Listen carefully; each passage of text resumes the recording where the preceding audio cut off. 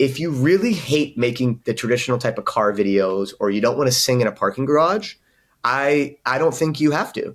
I think what you do have to do if you want to get out there is trial and error, like a lot. And, people ask quantity or over quality, but I really think the only way to get to quality is by quantity. So the only way that I figured out how to do what I do, people were like, how'd you get so good? I'm like, do you realize I've made about 2,000 videos this year? Like, if you're going to be caught up in analysis paralysis about like what your coworkers think and like this space, like you're thinking of it wrong. Like, don't worry what Ari Herstand thinks. Don't worry what I think. Go straight to the fans. And the fans actually kind of like to see you in the same outfit a few times.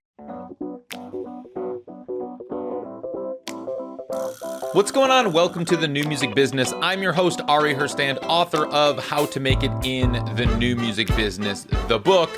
Third edition is out now everywhere. It is a great holiday gift. Pick up that third edition, hardcover, ebook, audiobook, however you listen or consume books, I should say.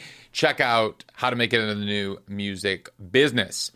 Today, my guest is Evan Blum. You may not know his name yet. However, people are starting to learn it because of all of the tags that he's getting on all of the music videos on TikTok. Evan Blum made it. Hashtag Evan Blum made it. I'm sure you've seen his content. His videos have been viewed hundreds of millions, if not billions of times by this point. He has kind of been the king of short form music video content of 2023. He's got a very distinct style. It works really, really well. He's worked with artists like Demi Lovato and Tori Kelly, the Chainsmokers, Lawrence, who we had on the show. And his breakout really earlier this year was with Flyana Boss. And their song "You Wish," which their videos, I should say, alone have gotten over 400 million views. And they then did remixes and new renditions with Missy Elliott.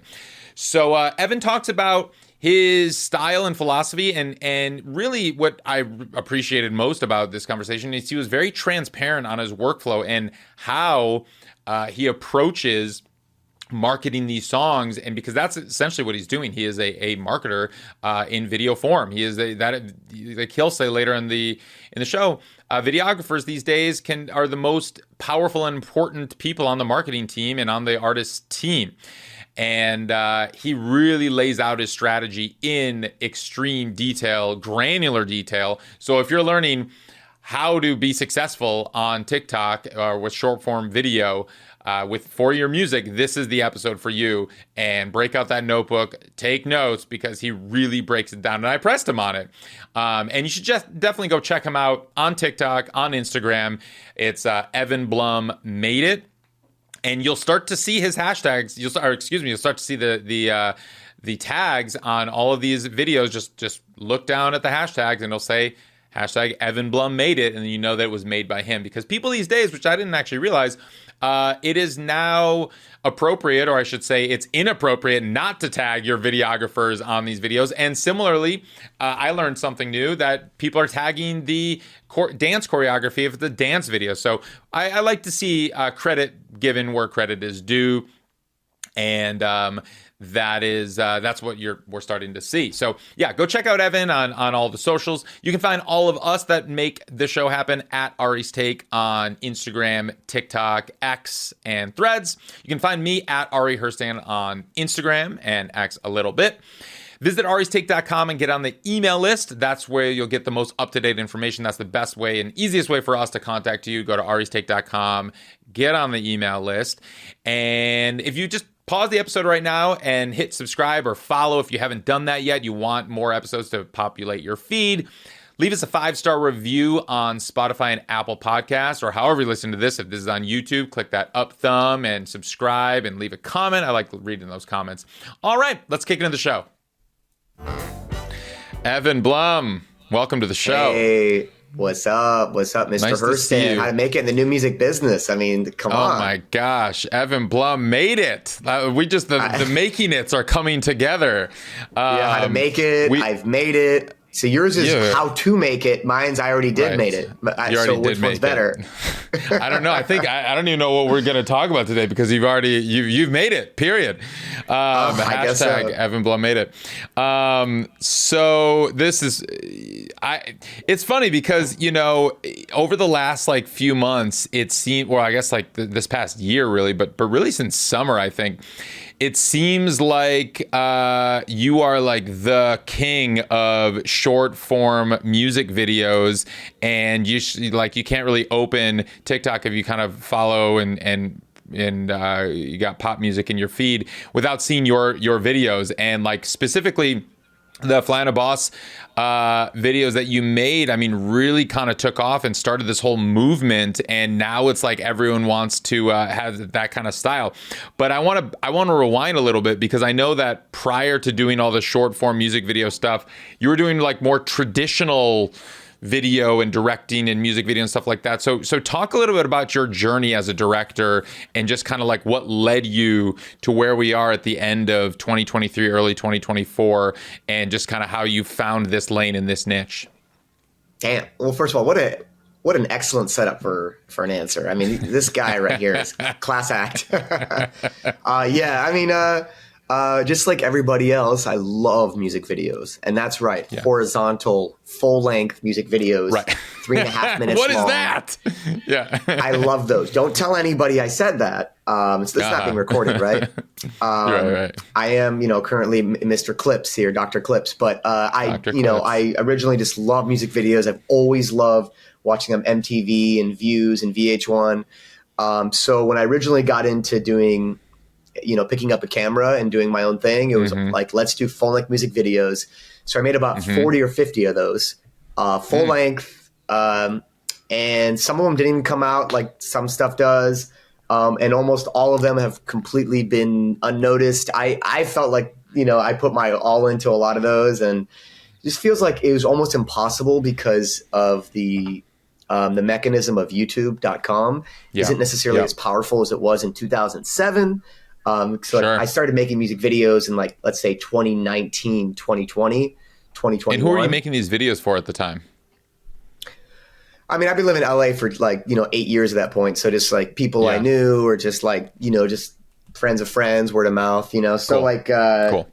And pretty much anything that I could find, because I was doing music videos as much as I could, but most of my income and my way to survive and pay rent and medical insurance was just doing any video work possible. That means a charity fundraiser. That means a step and repeat, which is a photographer's worst nightmare. They'd be like, you be really creative. It's going to be a step and repeat. I don't know if people don't know what a step and repeat is. They have like a backdrop and the people just step, click, step, click. It's pretty much the red makes carpet. Photographers want to kill themselves. Anyway, I've done that. I've done like every video job. And it wasn't until I started in this year doing vertical stuff. So it was just this year, 2023. My first time really doing it in January of this year, maybe December 2022. And it was actually Flyana Boss, the first people I did like a batch with, because before that I would try to pitch my video clients that I would work with.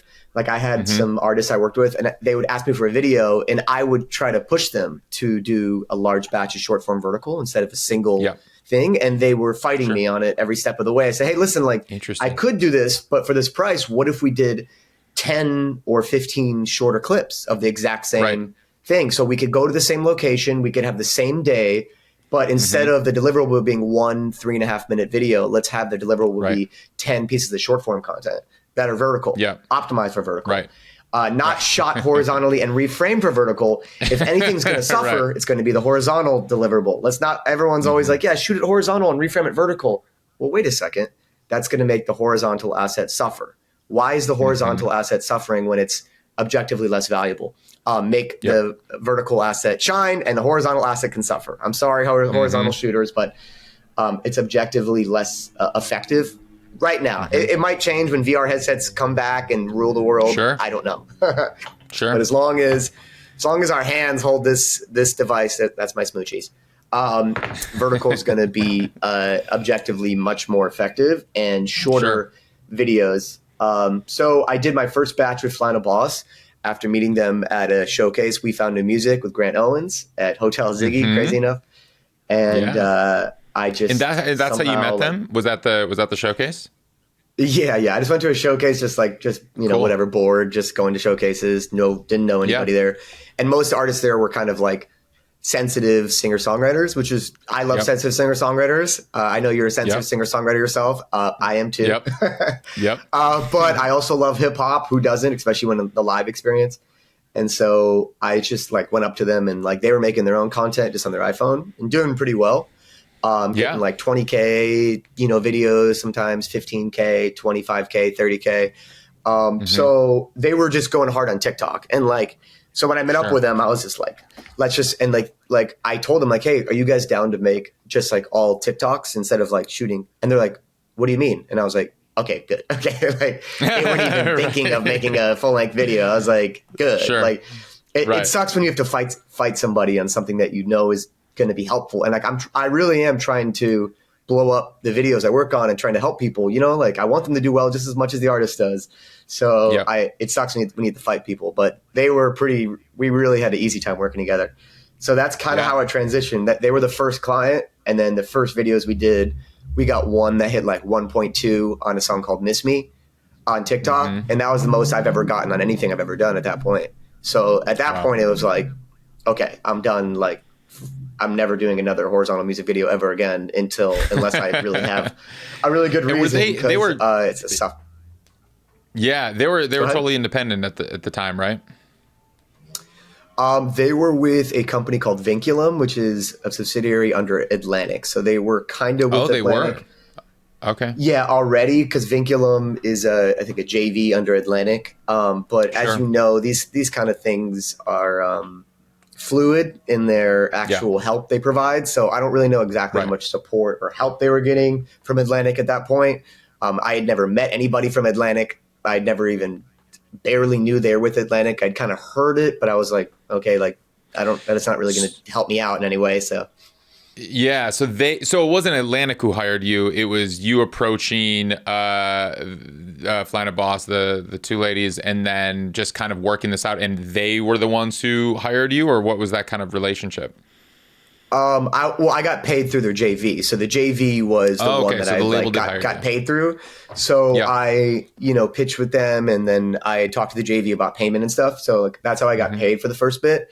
And then eventually I started getting paid by Atlantic after things kind of blew, but still sometimes JV. The JV and Atlantic will switch off who pays the videographer depending on what type of content. So for example, I think like Atlantic will pay for touring content while the JV will still pay for content for new releases. To be honest, I think it's still kind of fluid between them. I think it's an ongoing conversation of who pays for what and what content is designated as what.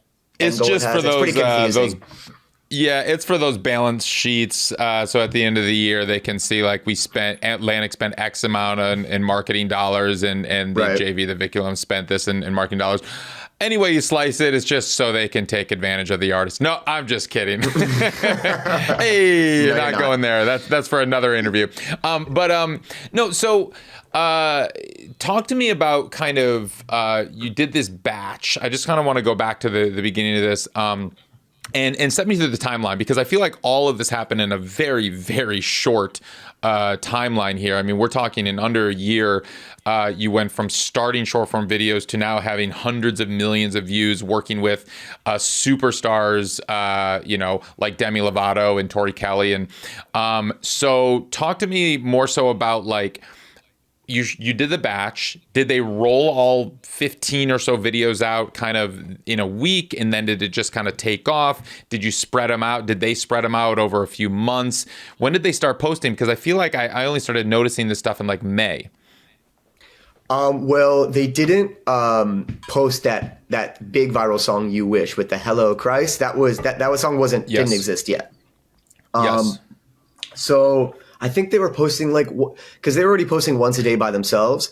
So I had always dreamed of a situation where I could be properly motivated. And I was like, God, if somebody finally figures out a way to motivate me, holy shit, they're going to get a payoff. I always thought that because it's just so I don't know. I always felt like I've always been underutilized. Like I have such a great work ethic, but a lot of times in music or whatever, like you put so many hours into making a music video, it doesn't come out or nobody sees it. You put so many hours into this.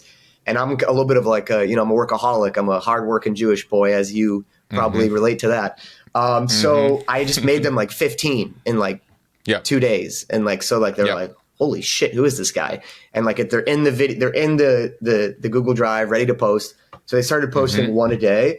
And then once they had one hit like 1 million for the first time, then like, I think we started working like once a week or something. So then like, I mean, I probably made them like this year alone. So like if I open a folder, actually might be interesting for your viewers to see this.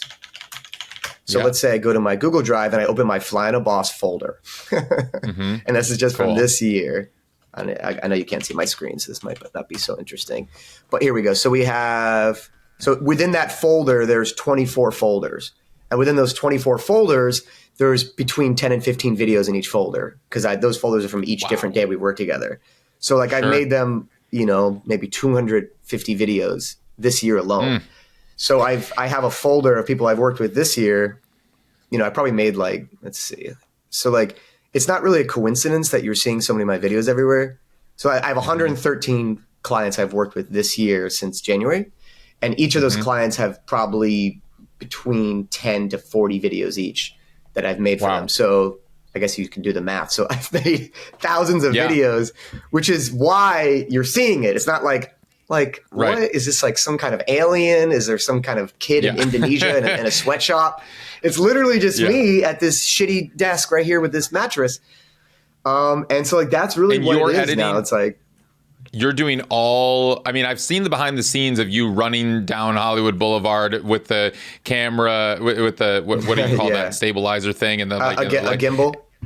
A gimbal, thank you. I've seen these behind the scenes videos where it is actually you running. However, I did appreciate the parody that Flyana Boss did, where they responded to a commenter saying like, who is making all your videos? I just want to know how it's filmed. Who's the camera person? And then it's Janelle James, the actress from Abbott Elementary, running down the beach. I thought that was hilarious. That was really well done. Yeah, that was our idea. Yeah. That's fantastic. So I know you're the one who's like actually filming, but talk to me about the process. Do you have a team? Who's helping you with all of this? Currently, no one. So each of those videos I've edited by one person. Yeah, I'm crazy. I told you. Remember, I told you about a few minutes ago. I said I would really love to see if someone could actually motivate me, what that would feel like, because I always knew that I'm like, I got a little bit of that Kanye West, without the anti-Semitism. Like, I'm a hard worker, and I've always believed in myself, and I've always felt like.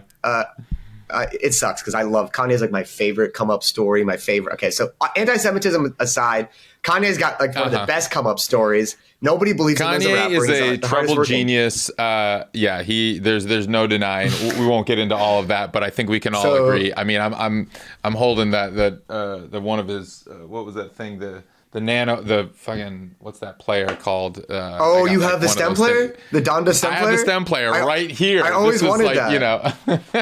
It's like one of my, where's the actual thing? I like take it places now because it's so smooth, and I just like hold it. It's like it's like stress balls for me. It's like for spinning. It's like my fidget tool now. Yeah, and so here's the case that I got right here. I've lost this. Isn't that, yeah. So I always find it ironic, a little side note, that out of everyone I've ever met, I've never met a subgroup of people that loved Kanye more than white Jewish males. I've never white Jewish males at my high school, like we all idolized Kanye, idolized him, like the first 3 albums especially. So it is kind of ironic that like, remember his line, I locked myself and made it 3 beats a day for 3 summers. I don't even remember that line from his song. But yeah, you wake up, and then my dad says, drink coffee and push. So you just drink coffee and push and just make them all. I mean, that's wild. So you have, thousands of videos or so that you've made this year.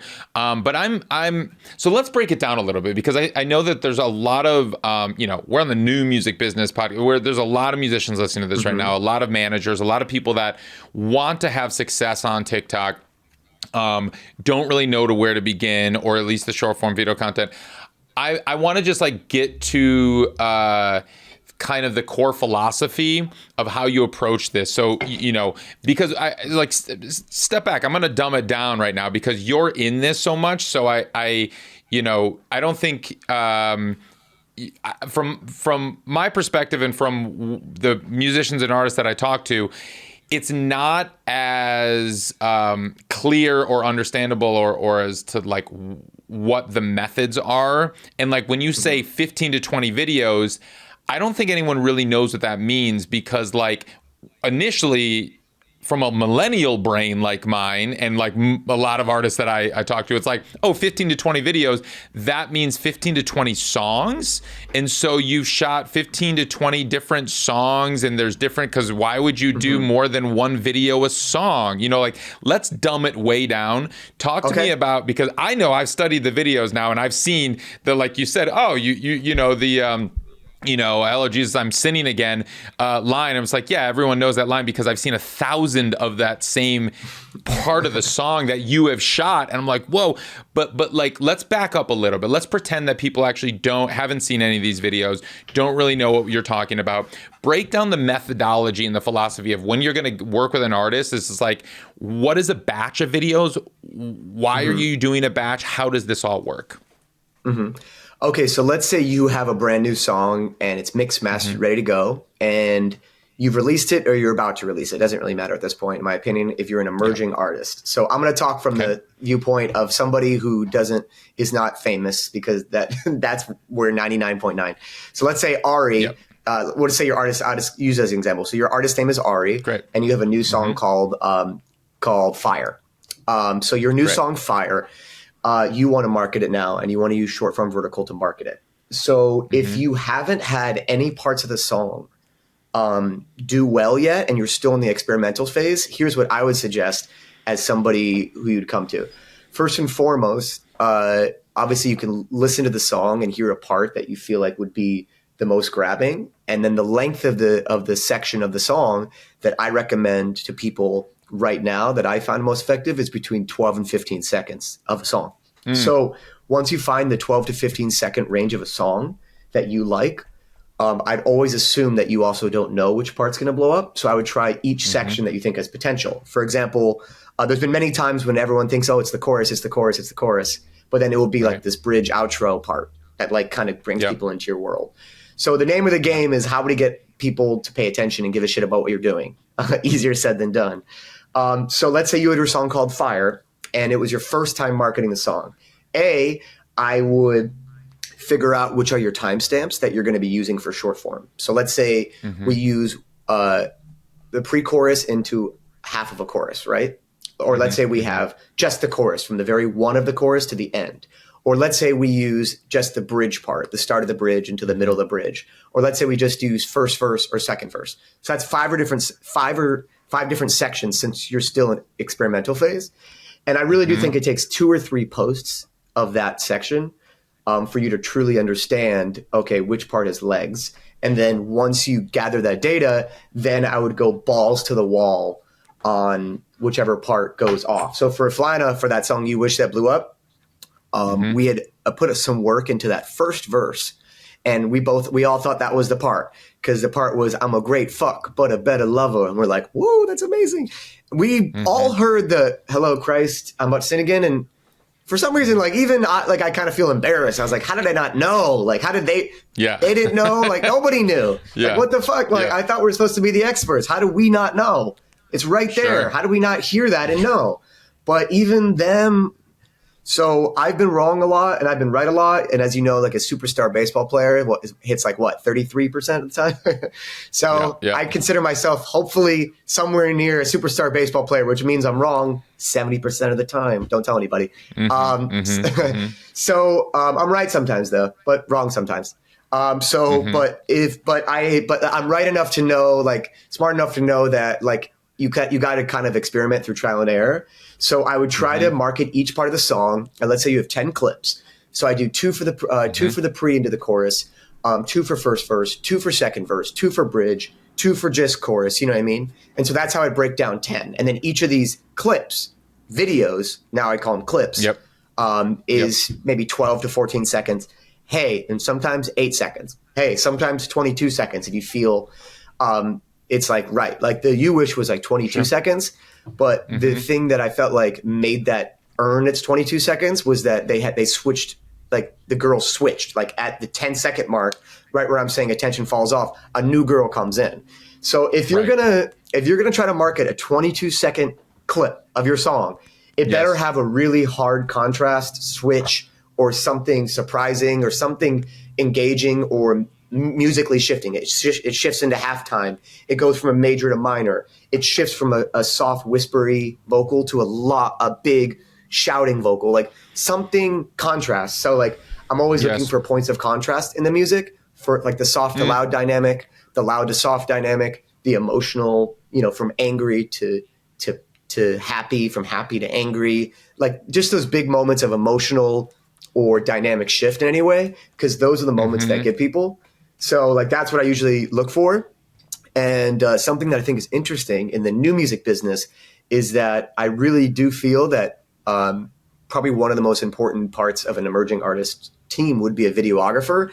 And in a lot of ways, if they're helping you, like people like me are working with artists and helping them actually select the very, like down to the millisecond of the parts of the songs that we're going to be promoting, therefore stepping into somewhat of an A&R role about what's being put out. So now videographers are somewhat of an A&R, and not only selecting which songs the artist should pick, because sometimes they just give you a batch and say, what do you think?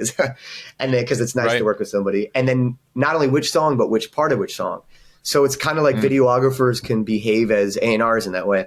So that is how I'd break it down. So I brilliant. Thank you for really laying that out so clearly. I do have some questions about the process, and just to get a little bit more granular with it.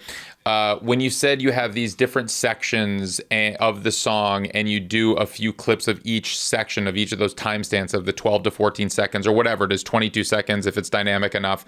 Are you in the same location? Are they wearing the same outfits? Are you going around town? Like, talk to me about these different clips of different moments of the song and the different clips of the same moment of the song. How do you, what are you doing in those situations? Like a content shoot is the same thing as a video shoot, except it's condensed, I'd say. Like, so a normal video shoot would be 14 hours and you focus a lot on things like setting up perfect lighting. But I generally opt to shoot in public. So when you're in public and you go to, like, let's say a somewhat dynamic location, like let's say Santa Monica or something, or let's say into a nature location or a city location. Each like if you walk 800 feet in another direction, it looks like a totally different place.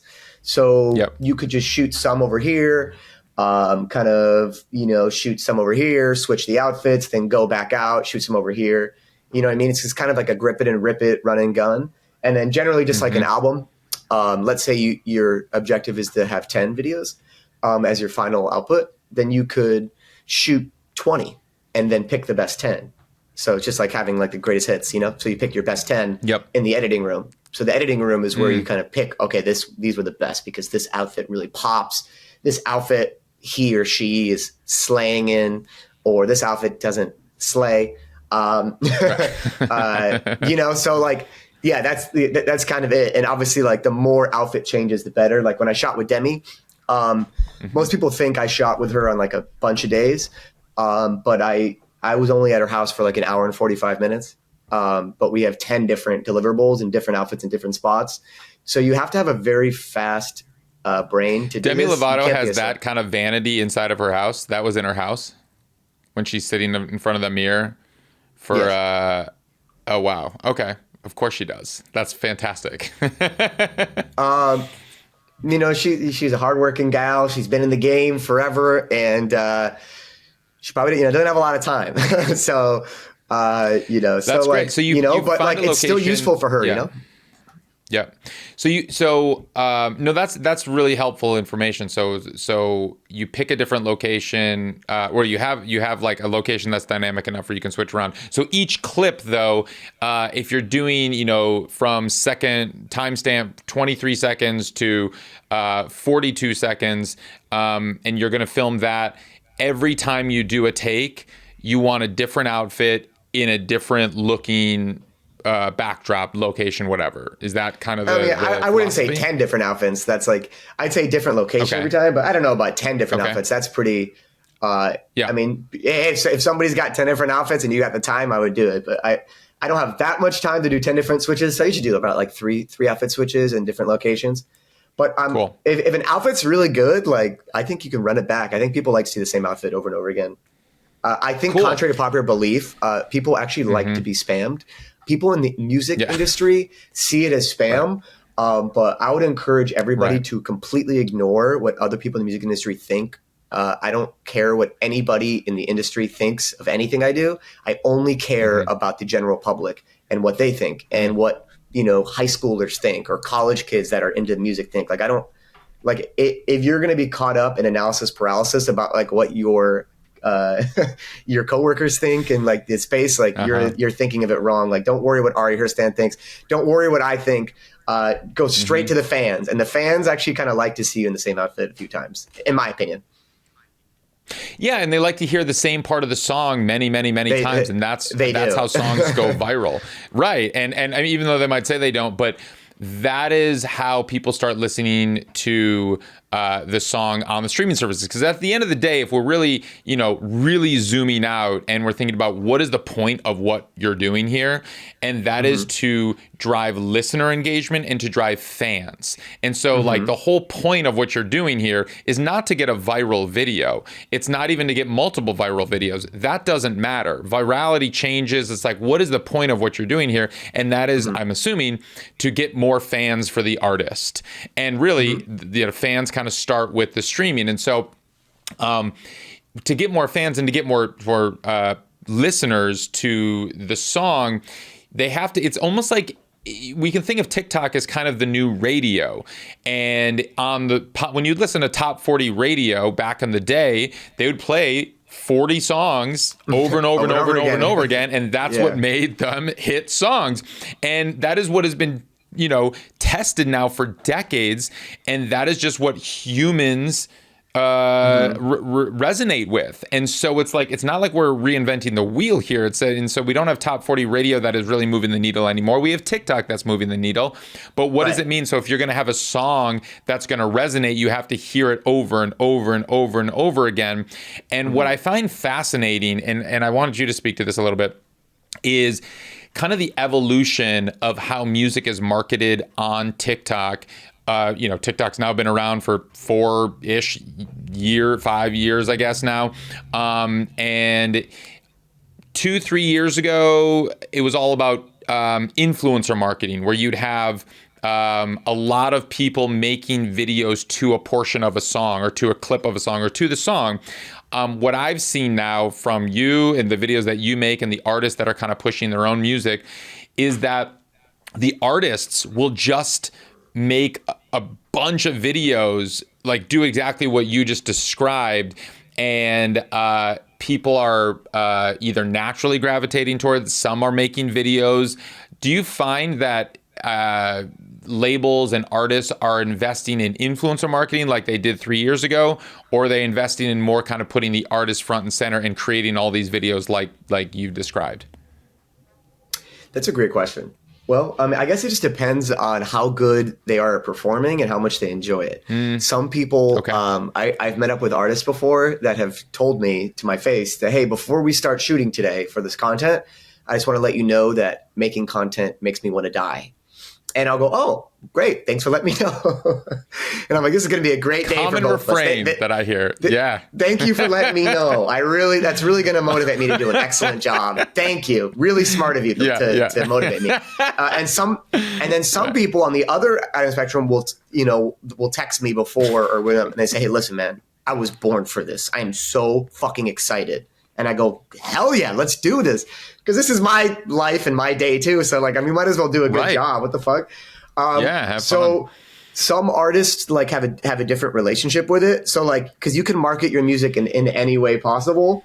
The most straight ahead forward way is just simply put performing your song to the camera in good environments and high octane, good videography and good performance. Like there's not much of a gimmick there. Like good videography, good lighting, good coloring, and good performance and good music is it's not a gimmick. That's just what it is. But then some people, like I've noticed, like some people have some like little bit of twists. Like they'll do outfit of the day to their song, and that will be their way of marketing their music. So it's kind of a more influencer-y way to market it. It's not necessarily performing it and lip syncing it, but it is a way to do it. Some people will they have like a different, thing they're cooking that week, or like they want to make like matcha drinks, something like that. So like, honestly, anything that you could do, like they want a hula hoop, like anything you could do that's fun, I encourage it. But I would say on the most part, people are not hiring other influencers to do it because that shit is expensive as fuck.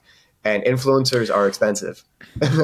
Well, let's talk about that for a second, because I noticed that you shot a video of the influencer Kenna performing Lady Bank's song "Ick." And so talk to me about how that went down. Oh my God. This is what you get when you get a smart interviewer. Wow. Look at this. Do my research, Evan. He's like a Jewish Nardwar. Okay. I like, okay. Yeah, I'm just giving you prompts, man. Nice. Okay. Yeah. So, Lay Bankz is an artist from Philadelphia, with APG. And, I just want to shout APG. They are an excellent, it's almost confusing what they are. They're a label, they're a management firm, they're a boutique. Words are words, but they have artists signed to them, and they market and they really believe in short form. And that's why I think that a lot of their artists are doing really well. And they had a song, Ick, by Lay Bankz that was already doing well just by what we were doing together. And then an influencer, Kenna, is a dance influencer, and she had created a dance to the song. So then once that dance was already created and did well, they had reached out on their own accord and then set me and Lay and Kenna up on a content day together. And then we all just did our thing. And I swear to God, like that was such a good move on their part. And I mean, I said yes immediately. I really believe in Kenna. Shouts to Kenna. Kenna is an amazing choreographer, and she just has such fun, catchy dances, and she's so creative and she's so passionate about music. So like we filmed just like all day. Like, right, we had like Kenna and Lay, just Kenna. And we went around to LA and did a content shoot with Kenna, sometimes just by herself, sometimes Kenna with Lay. Right. So I think that viewers of TikTok love to see that story with like, let's say like Kenna's totally in her own bedroom dancing, and all of a sudden she's with the artist dancing. And it's like, it's so cool for people to see that like that's possible. Cool. Like if you could create something like that, then you could meet up with a dancer. So once we did that, I think it like 10x'd everything. Yeah, I mean, Kenna's a really great example, along with some other really good dancers, and that's like a whole nother genre that's in the new music business where they tag DC now. You seen that? It says DC. I had to look it up pretty recently. Dance credit. What is it? DC stands for dance credit. So like, let's say a song blows up, and then a dance blows up, right? So the dance that's blowing up with the song, they're helping each other. So not only are you now giving credit to the videographer, you're giving credit to the dancer. So you give the DC credit.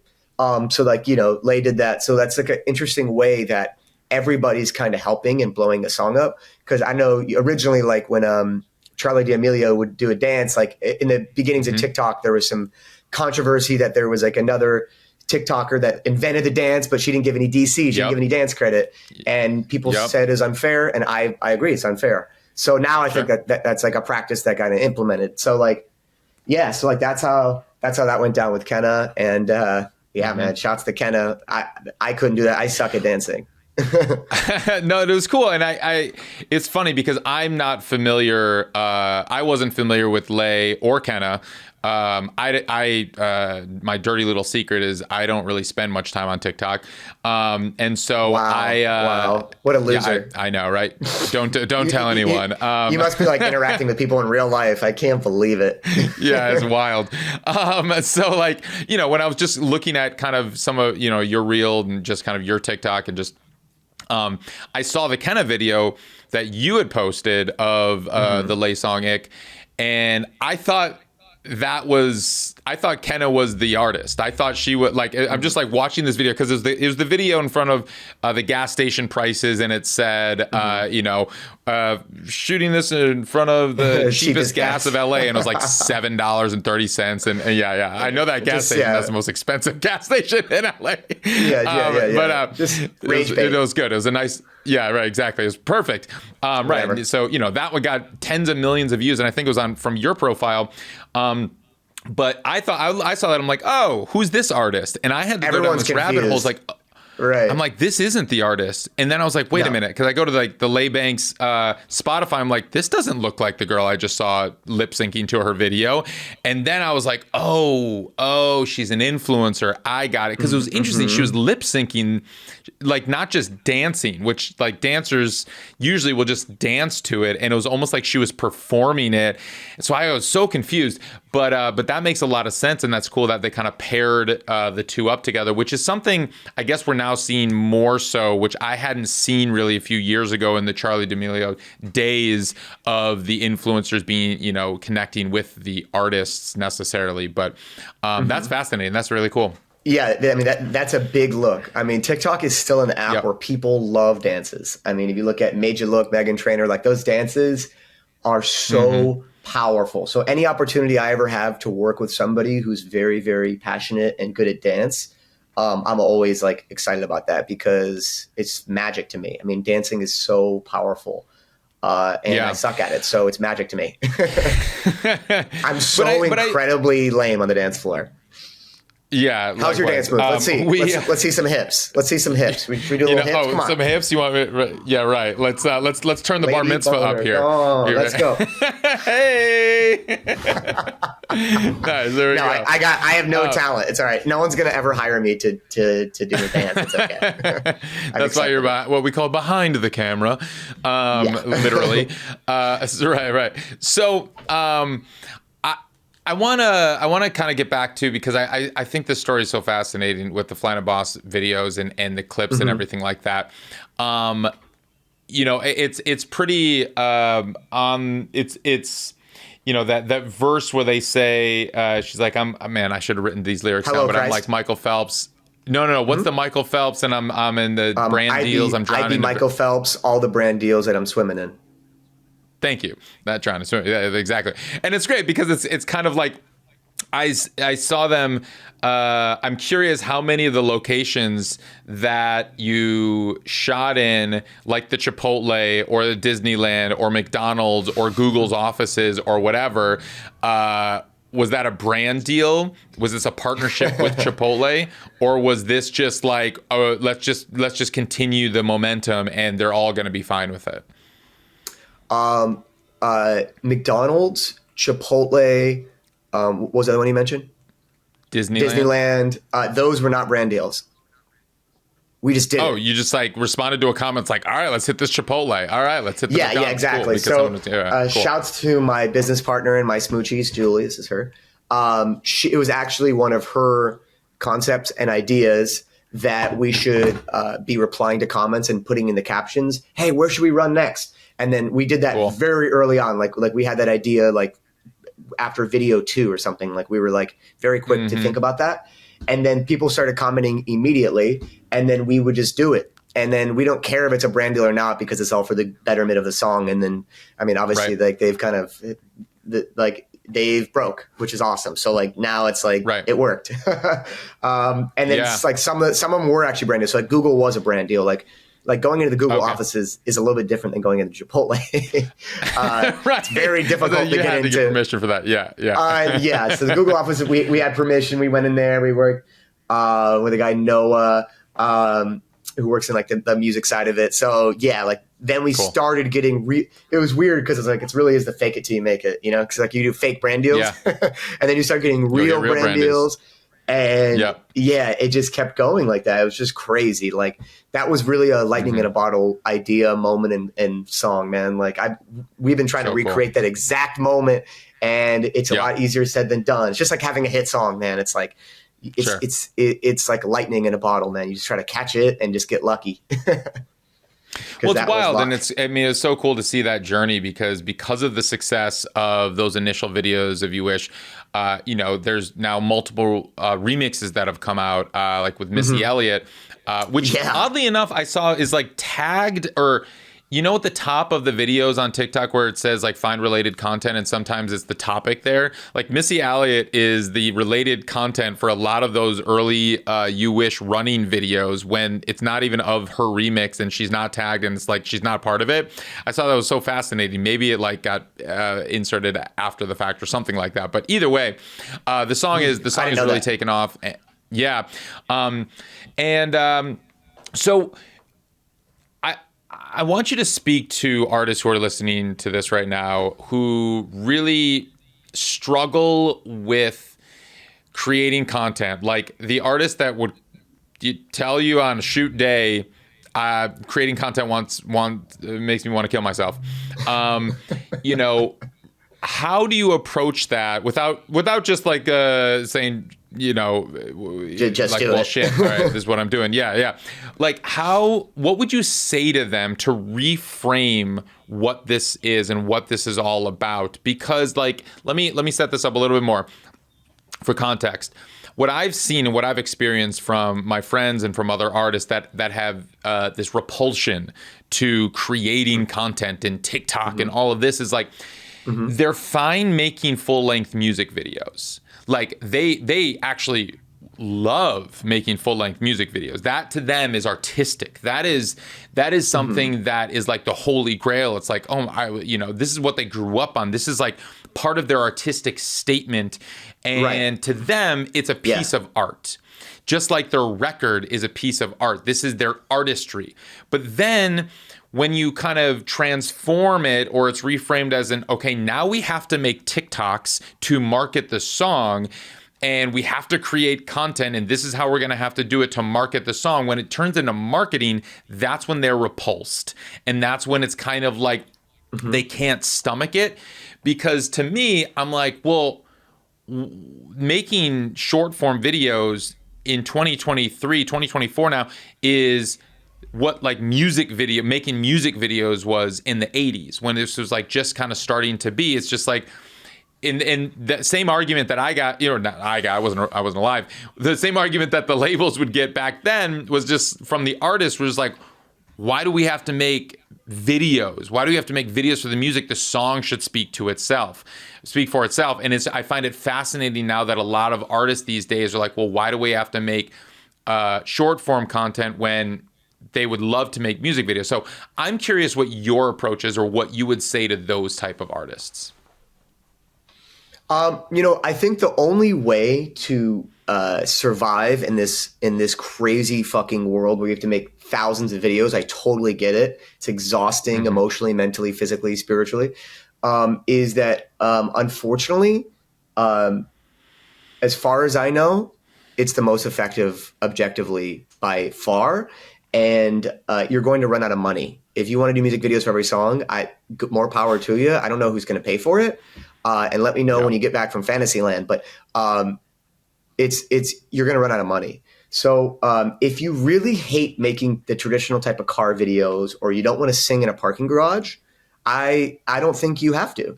I think what you do have to do if you want to get out there is trial and error, like a lot. And, people ask quantity or over quality, but I really think the only way to get to quality is by quantity. So the only way that I figured out how to do what I do, people were like, how'd you get so good? I'm like, do you realize I've made about 2,000 videos this year? Do you think that it's not like an accident I got so good? I had to make that many to get that good. So I would keep trying every type of content that you can, that you don't hate, until one of them works. And then fuck yeah, you found it. So if anyone ever wants to talk shit on you for finding a gimmick or finding something that seems gimmicky, I'd say to them, well, have you started a trend? What's your gimmick? Oh, you don't have one? Okay, that's what I thought. So I never look down on anybody who found their own gimmick. It's very, very hard to find gimmicks. They're very, very valuable and impressive.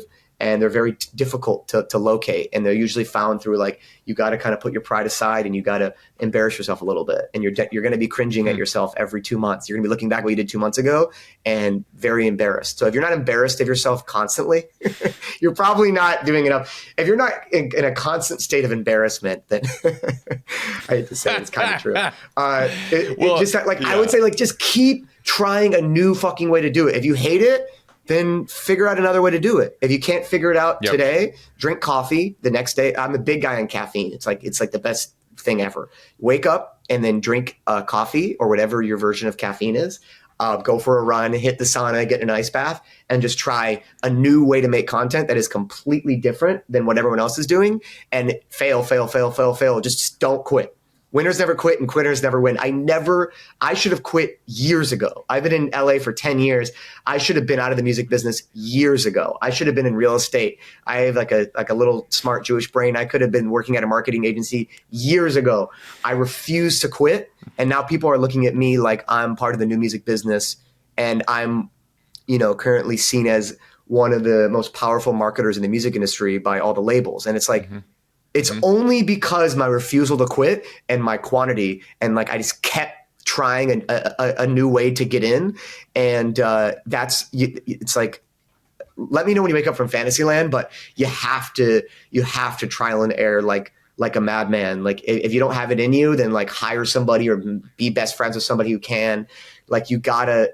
It's so hard, man. This is so hard, and the content is not. And editing is not for the faint of heart. So if you have to edit your own videos, bless your heart. Bless your heart. I'm sure you've edited your own videos. I know I've seen you on your socials hiring an editor. Yeah. Editing is not for the faint of heart. Making music and marketing yourself is not for the faint of heart. This is really, really tough and difficult to do day after day, month after month, year after year, especially if you're failing 3 months in a row. But like when I first met Flyana Boss, I want to let everyone know right now that they were not, like, I know they wouldn't care if I said this. Like they were extremely unencouraged. They were extremely depressed at points.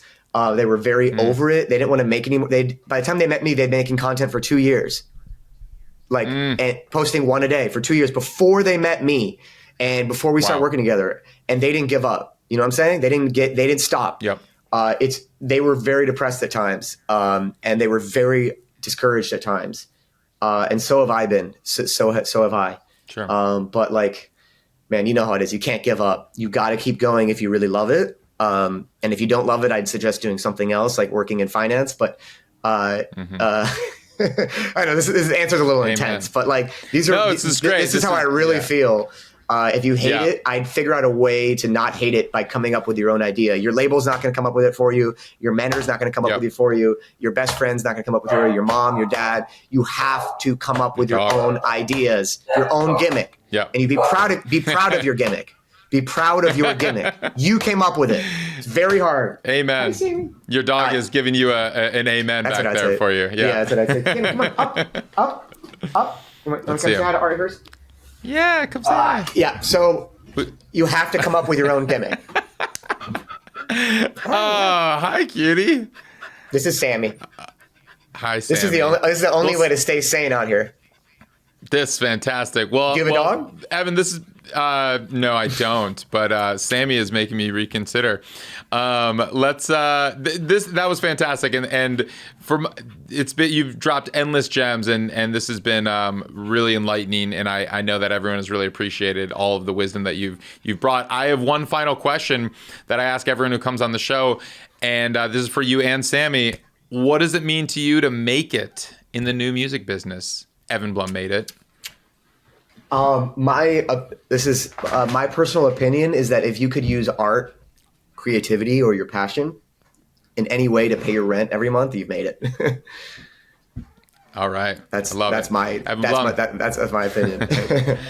Thank you so bro. much. That was great.